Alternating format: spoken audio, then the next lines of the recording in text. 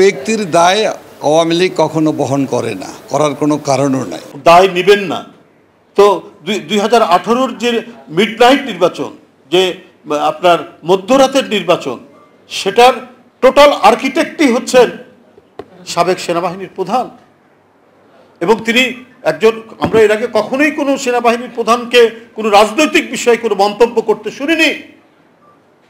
তিনি বলে দিলেন যে স্বাধীনতার পরে এত সুষ্ঠু নির্বাচন হয়নি, অর্থাৎ শেখ হাসিনার পক্ষে তার একচেটিয়া একতরফা নির্বাচন, অবৈধ নির্বাচন, জোর করে ক্ষমতায় থাকার সমস্ত প্রোটেকশন দিয়েছেন সেই ব্যক্তি, সেই সাবেক সেনাবাহিনীর প্রধান। তো আজকে আপনারা অনেকেই বলছেন যে আজকে এই যে ঘটনাগুলো, এটা তো আল জাজিরাই বের হয়েছে, all the prime minister man বলে একটা তারা প্রতিবেদন করেছিলেন ধারাবাহিকভাবে। যাই হোক, তো এরপরে যে ঘটনাগুলো, মার্কিন যুক্তরাষ্ট্রের স্টেট ডিপার্টমেন্ট তাদের রেস্ট্রিকশন আরোপ করলেন, তো এটা তো গভর্নমেন্ট করেনি। গভর্নমেন্টের যে এত গোয়েন্দা বাহিনী, বিএনপির যে লোকটা মরে গিয়ে কবরের মধ্যে আছে তার বিরুদ্ধে মামলা দিতেও তারা দ্বিধা করছে না। সে কবে মরে যাওয়ার আগে কোনো রাজনৈতিক কর্মসূচিতে অংশগ্রহণ করেছিল, এই কারণে সে মৃত লোকটার নামেও মামলা দিতে তারা পিছপা হয় না।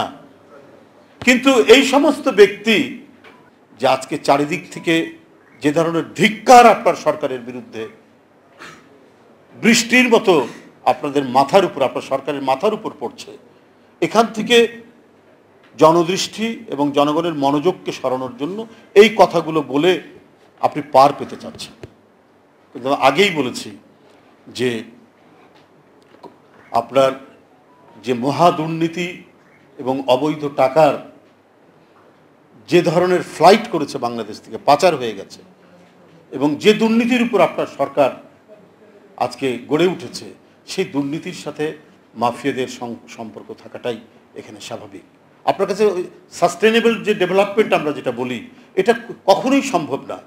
আপনার 1,56,000 কোটি টাকা শুধু ঋণ খেলাপি। এই ঋণ খেলাপি কারা? সব ক্ষমতা ঘনিষ্ঠ লোক, মন্ত্রী এমপিদের আত্মীয় স্বজন, এবং যারা নিয়ম বহির্ভূতভাবে ব্যাংক থেকে একবারে লুটে নিয়েছে, এবং প্রত্যেকটার বাড়ি হয় দুবাই, না হলে ক্যানাডা, না হলে সিডনি, না হলে ইউরোপের কোনো দেশে। তো এখানে সাস্টেনেবল ডেভেলপমেন্ট, আমার অর্থনৈতিক ক্ষমতার সাথে আমার ডেভেলপমেন্টটা, আমি যে টাকাটা ঋণ নিব সেই টাকাটা আমি যাতে ফেরত দিতে পারি, সেই অ্যাবিলিটিও আমার থাকতে হবে। এটাই তো সাস্টেনেবল ডেভেলপমেন্ট। এইভাবেই আস্তে আস্তে পৃথিবীর সমস্ত উন্নত দেশগুলো এইভাবেই গড়ে উঠেছে।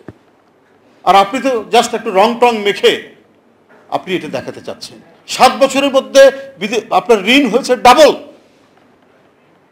তাহলে সেইভাবে আপনার এই দেশকে আপনি ভিক্ষুকের দেশে আপনি পরিণত করতে চাচ্ছেন, আপনার সেই তথাকথিত উন্নয়নের নামে সব কিছু ধ্বংস করে দিয়ে। এইটা সম্ভব নয়। এটা আপনি যেভাবে যাচ্ছেন, আপনি গোটা জাতিকে প্রভুদের কাছে একটা চিরস্থায়ী শৃঙ্খলের মধ্যে বেঁধে রাখতে চাচ্ছেন। একজন এখানে বলেছেন, অর্থনৈতিকভাবে, সাংস্কৃতিকভাবে, রাজনৈতিকভাবে আমাদের যে স্বাধীনতা, আমাদের যে সার্বভৌমত্ব, সেটাকে আজকে হরণ করার প্রচেষ্টা চালাচ্ছেন। তাদের সেতুমন্ত্রী বলছেন যে বিদেশিরা বিএনপিকে ক্ষমতায় নিয়ে যাওয়ার যে স্বপ্ন, সেটা কর্পূরের মতো উড়ে গেছে।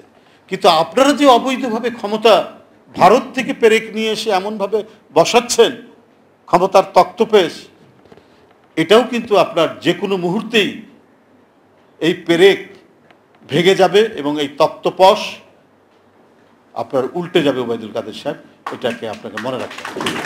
যাই হোক, আমি বক্তব্য আর দীর্ঘায়িত করতে চাই না। আমি শুধুমাত্র একটু কথাই বলবো।